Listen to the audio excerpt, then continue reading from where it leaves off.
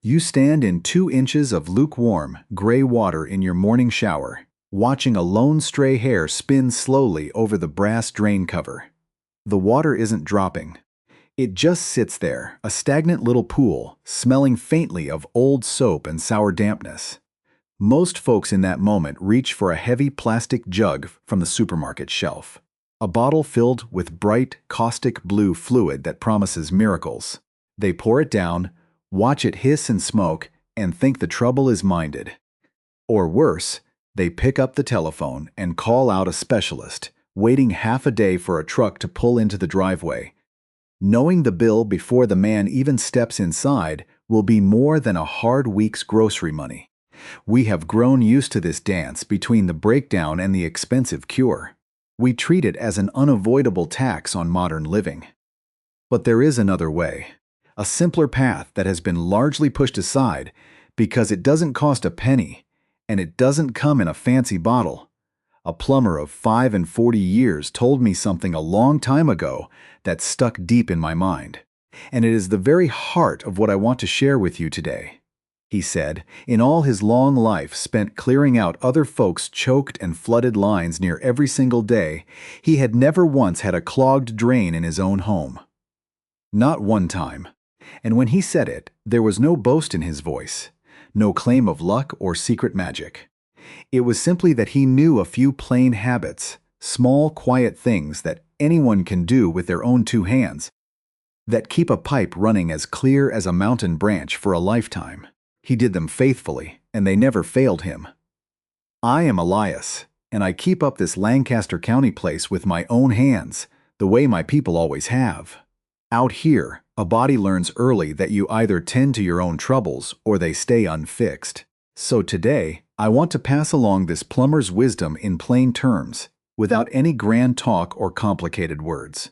It is exactly the kind of self-reliant, waste-nothing sense the old people lived by. And if you take it to heart, it will save you a world of bitter grief and hard-earned money both. Understand this before we go an inch further.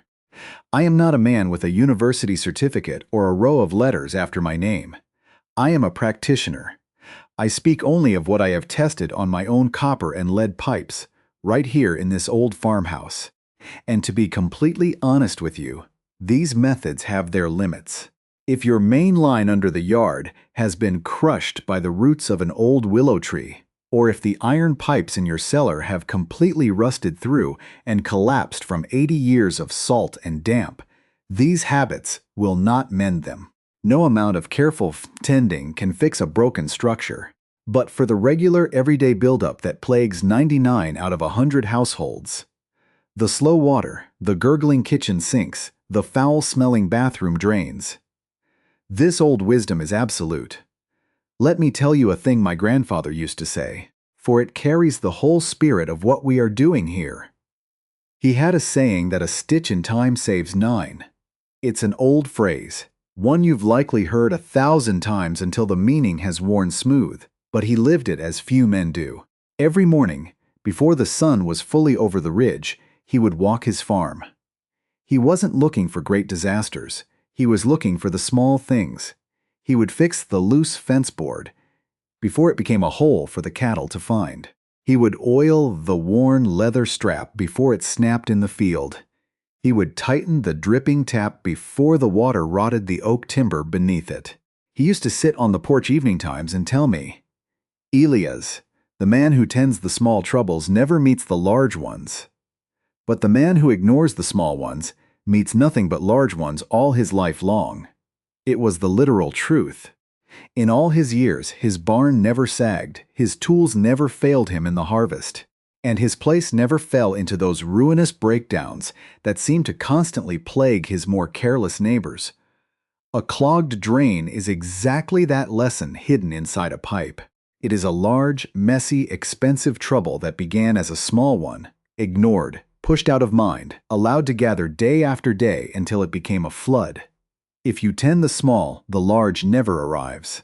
Keep that thought before you through everything I am about to say, for it is the real lesson, and it is far older than any modern plumbing.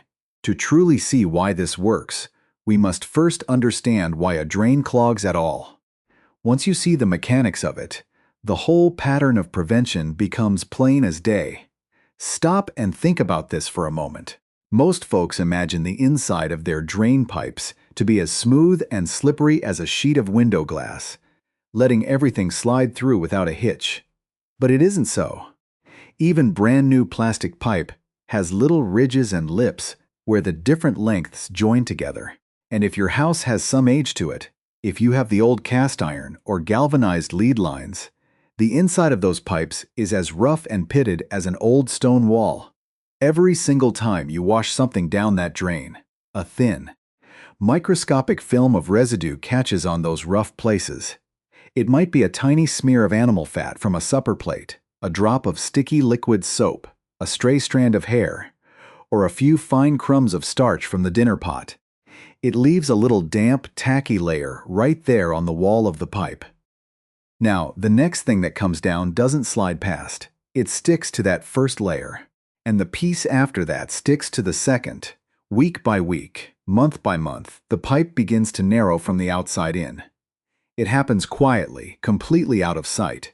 It is exactly like the yellow fat narrowing the arteries in a man's heart. The water in your sink begins to run just a touch slower, then a fraction slower still, but you don't notice because it happens by degrees. Then, one ordinary Tuesday, a tiny clump of hair or a bit of food catches in that narrowed opening and seals it whole. You stand there surprised and say the drain clogged out of nowhere, but it didn't. It was months, maybe years, in the making, building up unseen while you went about your days. So the secret to never having a clog is not learning some clever way to clear a blockage once the water is up to your ankles. The secret is never letting that initial sticky buildup get a foothold in the first place. And that work begins in the kitchen. The kitchen sink is the #1 place where a household line starts to choke. And when you trace it down to the root, it almost always comes down to a single culprit: grease. Now, I am not just speaking about the foolishness of pouring a whole skillet of hot bacon fat straight down the sink, for most sensible folks know better than that. I am speaking of the hidden grease, the oily sheen left behind on the roast platter, the butter melting off a breakfast knife, the leftover splash of oil and vinegar dressing in the bottom of the salad bowl. When that cold water hits it, that grease transforms into something else entirely. If you could see inside the dark of that pipe right now, you would see how it changes. I want to show you exactly how that plumber kept his kitchen lines as clean as the day they were laid, using a 3-second habit that costs absolutely nothing, yet changes the entire environment inside your plumbing. Around here, we have a specific way we handle every plate before it ever touches the dishwater. A method that ensures the grease never even has the chance to see the inside of a pipe. My Esther has always done the like, and it is a rule in our kitchen that has kept our plumbing quiet for 40 years. Before a greasy plate or a frying pan ever touches the soapy water, you take a small bit of dry paper or an old scrap of flannel rag and you give it a quick, firm wipe. Just 3 seconds. You gather up that thin film of oil, that smear of cold gravy, or that leftover pat of butter, and you drop that rag straight into the kindling box or the trash pail. Now, near all the enemy has been intercepted. It never reaches the drain at all, but for the tiny bit of residue that remains, because a wipe can never get it all. You must use the element of heat. When you finish washing up the noon or evening dishes, do not just turn off the tap and walk away. Turn that handle clean over to the hot side. Let it run until the water coming out of the spout is as hot as your household tank can give. Not boiling, mind you, but a good, stinging heat. Let that full stream run down the drain for 30 seconds to a minute. Look down into the dark of the sink while it runs. You can hear the deep, hollow thrum of the water moving through the metal. What you are doing here is keeping the grease moving while it is still warm and liquid, flushing it right through your house pipes and out into the main sewer line before it can cool, thicken, and cling to the rough walls. Grease is only a danger to a pipe once it loses its heat and hardens into that gray, tallow-like sludge. Never give it that still. cool moment it needs to settle. Now there is another kitchen habit that goes hand in hand with this, and it concerns the starchy foods. The cold rice left in the pot, the stray strands of pasta, the soft skins from a basket of boiled potatoes. Folks with those noisy modern garbage grinders think because the machine can chew a thing into tiny bits, it means the trouble is gone. But understand this, the grinding is not the problem. The true trouble begins 10 feet down the line, past the grinder, where those tiny starch particles meet the cold water inside your pipes. Think of how flour behaves when you mix it with water to make bread. It turns into a thick, sticky paste that grows heavier and tighter the longer it sits. That is exactly what happens inside your drain line. Those ground-up potato skins and bits of rice swell up with water, turning into a dense gummy plaster that bridges across the pipe and catches every other piece of debris passing by. Scrape those starches into the compost bucket or the garden patch every single time. Let them feed the soil or the chickens, doing good where they belong. Instead of turning into stone inside your walls, let us walk from the kitchen into the bathroom, for that is where the second great trouble lives, and the nature of it is entirely different. In the bathroom, the enemy is hair joined with soap scum. Here is a thing few folks stop to consider. Hair alone seldom chogs a line completely. It is too fine, and the water usually finds a way to trickle through it. And soap scum alone, while greasy, will often just coat the pipe without stopping the flow entirely. But when you mix the two together, you create a disaster. The white, chalky soap scum acts exactly like a heavy glue, binding those hundreds of stray hairs into a thick, wet, fibrous web that sits just beneath your drain cover. It looks like a piece of dark, matted felt, and it catches every bit of dirt that leaves your body. To keep this web from forming, you must practice a brief weekly clearing. It is not a pleasant chore, but it takes less than 15 seconds and saves hours of misery. Once a week, on a morning when the shower is dry, lift up that brass or plastic drain cover. On most modern tubs, it unscrews with a turn or pops off with the tip of an old pocket knife. Reach down into the throat of the pipe with a small, notched plastic strip, what the hardware store calls a zip tool, or even a piece of old wire with a tiny hook bent into the end of it. When you pull it back up, you will hear a wet, sucking sound, and you will bring up a small clump of gray, slick hair. It will have a faint, sour smell of old lavender or mint soap. Do not let it dismay you. Drop it on a piece of scrap paper and put it in the bin. Do the same for the bathroom sink by lifting out the pop-up stopper. On most sinks, that little chrome plug lifts straight out, or you can release it by loosening the thumb nut on the metal rod beneath the basin. You would not believe the thick black gunk that gathers on that small horizontal rod over a month's time. Wipe it clean with an old rag until the metal shines again, and drop it back in place. And here is a small shift that plumber made in his own home that saved him half the labor.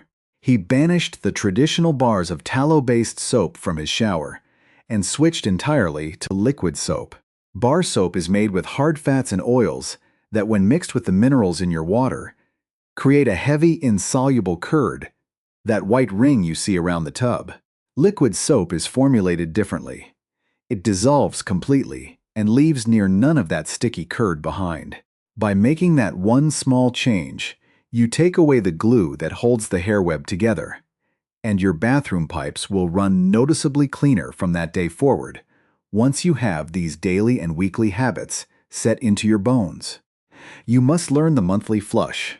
This is the single most powerful tool for keeping a clear line, and it relies on the simple law of weight and volume. On the first Saturday of every month, while the kettle is on for your morning coffee, go to every sink and tub in your house. Put the stopper in tight. Fill each basin clear up to the brim with the hottest water your tap can supply. For a double kitchen sink, fill both sides right up to the rim. For a deep bathtub, filling it a quarter of the way up is plenty, for that is still a massive amount of water. When they are all full, go to the first sink, grab the chain or the knob, and pull that plug out all at once. Stand back and watch. You will see a deep swirling vortex form, a miniature whirlpool that gulps down air with a loud sucking roar. That whole weight of water, dozens of pounds of it pressing down at once, creates a massive, heavy slug of water that rushes through the pipe with tremendous force. It doesn't trickle or glide. It acts like a piston, scouring the walls of the pipe and shoving out any early soft layers of soap scum or grease before they have any chance to harden and set. This is where many beginners make their mistake.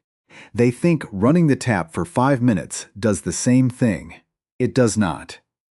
A running tap only fills the bottom third of a horizontal pipe, letting the water trickle lazily past the buildup without ever touching the top or sides. It is the difference between a gentle summer creek that leaves the stones covered in moss and a sudden flash flood that scours the creek bed completely clean down to the bare rock. It takes 5 minutes per drain, once a month, and it keeps the pipe perfectly round and open. But there is an important caution here, and you must hear me well on this. If your house has the older black or white plastic pipes, what they call ABS or PVC, you must use the hot water from your household tap, which usually sits around 120 degrees. Never pour a roaring kettle of boiling water from the stove down a plastic drain. That extreme boiling heat can soften the thin plastic walls and expand the rubber seals inside the joints, causing them to weep and leak behind your walls over time. Tap hot is safe and plenty strong. Save the boiling kettle only for the old heavy cast iron or clay pipes of the past. Once that monthly flush is finished and the pipes are clean and wet, it is time to apply the plumber's true secret weapon. This is the thing that truly kept his lines immaculate for 45 years. And it is a method that works quietly while you sleep, using the very laws of nature itself. He would reach for an enzyme drain treatment. Now, do not let that word enzyme confuse you, for it is a simple thing when you look at it right. And do not confuse this with those harsh, burning chemical drain cleaners that sit in the heavy plastic bottles at the grocery store. The ones with the skull and crossbones on the label, filled with caustic lye or strong acid. I will tell you straight, that old plumber never allowed a single drop of those chemical cleaners into his house, and neither should you. They are a deceitful cure. When you pour those harsh chemicals down a slow drain, they generate a furious boiling heat and a sharp, biting smell that stings the back of your throat. They don't really clear the line. They just burn a tiny, jagged hole through the center of the clog so the water can sneak past. But while they are sitting in that pipe, that strong acid is eating away at the old lead solder, pitting your copper, and making the inside of your iron pipes even rougher and more rusted than they were before.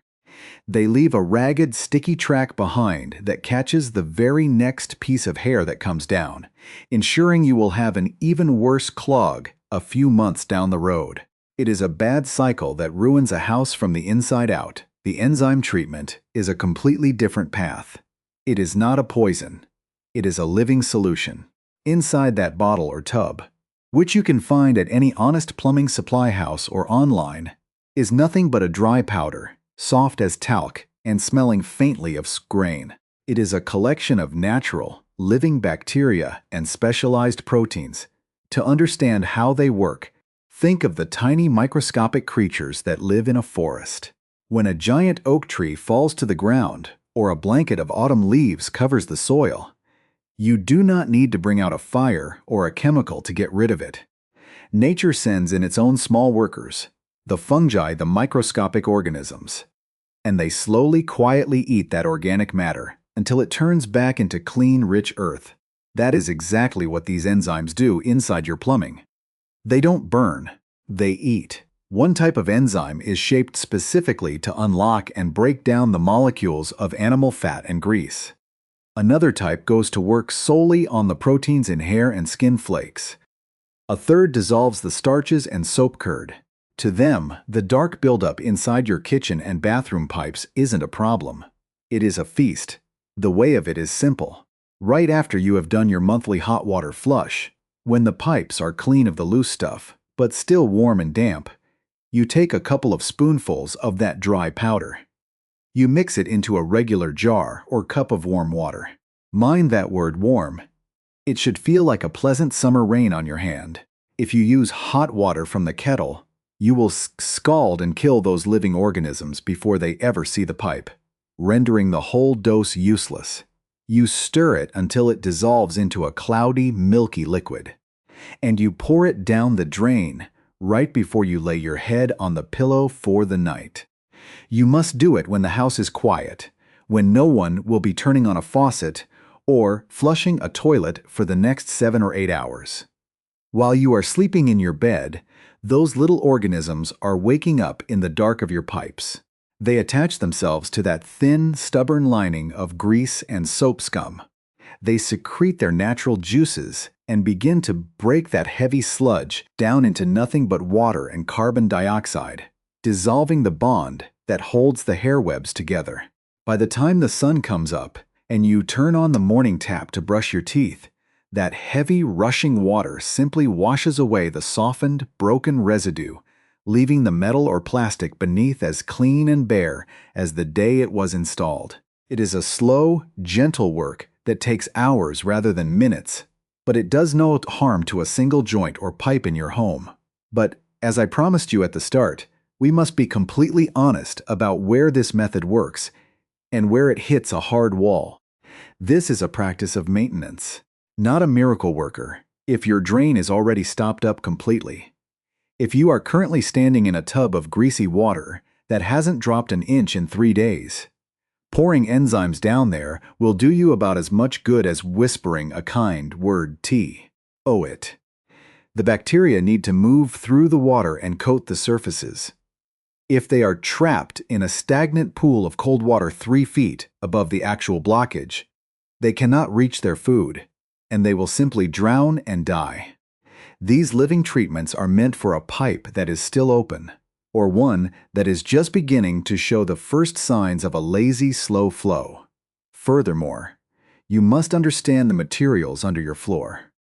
If you live in an old house built back before the First World War, you may still have lead traps or clay tile lines leading out to the lane.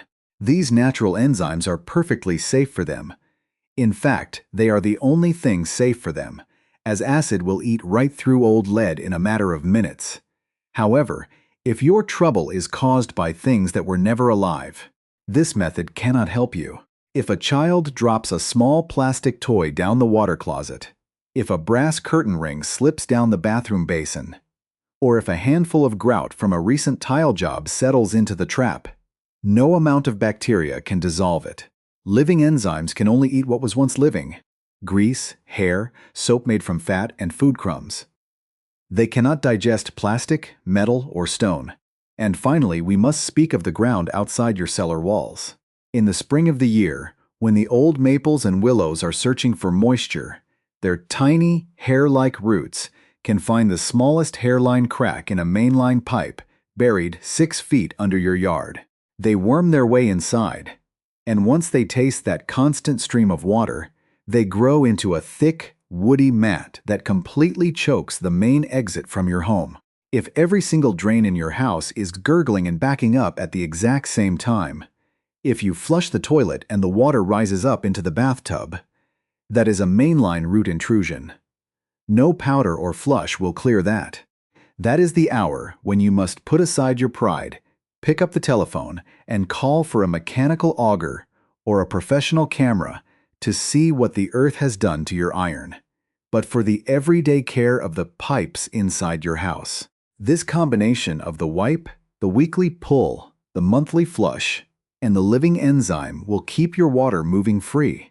Yet there remains one final practical task, a piece of seasonal upkeep that 5 and 40-year plumber did every spring and autumn without fail. It is the single most effective thing a self-reliant body can do to ensure they never see a flooded floor, and it requires no special tools at all.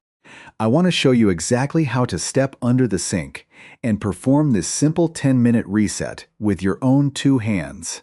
Twice a year, when the equinox turned and it was time to change out the storm windows or check the chimney flue, That old plumber would step into his kitchen and bathrooms and pull every drain trap by hand.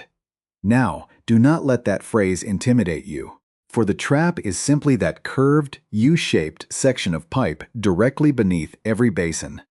It is designed to always hold a small cup of clean water, acting as a natural seal that keeps the heavy, foul-smelling gases of the sewer line from rising up into your living rooms. Because it is the lowest point in the system, it is also the very place where the water slows down, loses its momentum, and drops its heaviest burdens. It is the birthplace of near every household clog. Most modern sinks have traps fitted with simple, ribbed slip joint nuts made of thick plastic or heavy brass. You do not even need a wrench to move them. Your own two hands are tool enough. You simply clear out the scrub brushes and soap bottles from beneath the sink, set a small tin bucket or an old baking pan directly underneath the curve to catch that small cup of standing water, and unscrew those two nuts with a firm, steady twist of your fingers. The pipe will release with a soft click. You can pull the trap stratanch down. When you carry that little piece of pipe out to the garden hose and look inside, you will see exactly what the daily flushes missed. Even in a well-kept home, a thin, slick lining of dark, velvet-like sludge will be clinging to the bottom of the bend. It has a dull, earthy smell of old moss and damp stone. If left there for a year or two, that dark lining will slowly grow thicker, catching every stray bit of debris until the pipe is choked solid. But by taking an old bottle brush or a scrap of flannel tied to a stick, rinsing it clean under the outdoor spigot, and spinning it out until the metal or white plastic shines clean inside, you completely reset the clock. You destroy the foundation of the clog before it can ever reach the main lines behind the plaster. It takes 10 minutes a sink, twice a year, and it seals the work of all your other habits. This way of keeping a home sound through small rhythmic acts of maintenance is not something we invented yesterday. It is a long, unbroken thread that stretches back to the very birth of modern sanitation, when the great cities of the 19th century began to move away from open gutters and began laying down the first true closed iron and clay sewer systems. The early engineers faced a massive crisis. They discovered that the heavy grease from tallow candles, animal fat cookery, and homemade lye soaps was solidifying inside the cold subterranean pipes, threatening to choke the infrastructure of entire nations before it had even fully begun. If you look back into the historical archives, into old municipal documents, like the British Parliamentary Papers on Public Health from the late 1800s, or the early bulletins issued by the United States Department of Agriculture, in the beginning of the 20th century, you will find this exact wisdom laid out in plain black ink. In those early homesteading guides, written for folks moving out into the great Western territories where there was no repairman within 3 days' ride, the advice was always the same. Keep the grease out of the line by mechanical wiping, and scoured with a sudden weight of water.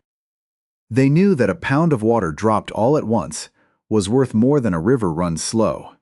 Even the use of living organisms to clean the dark interior of a pipe is a method thoroughly vetted by modern science.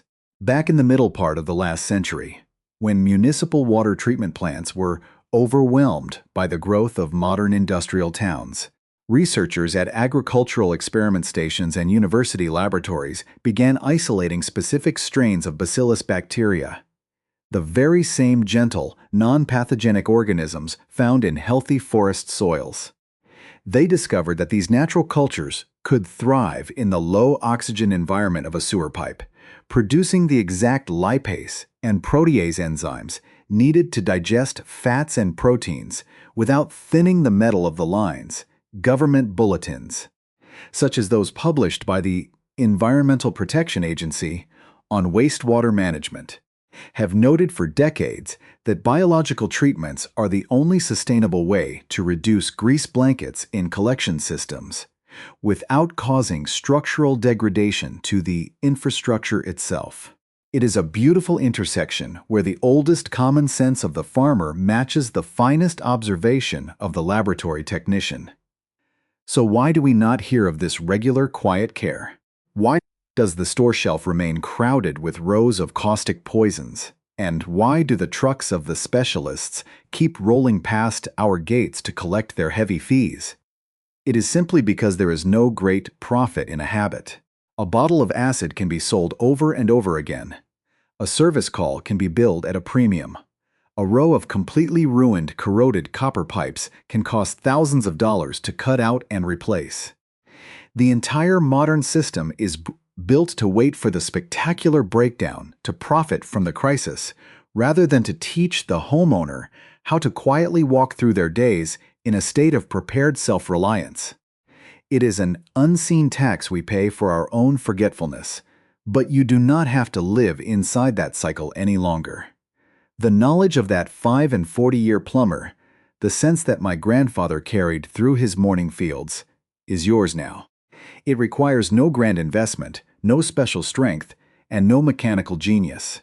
It only asks for a small measure of your time and a steady mind. I challenge you to try it for yourself.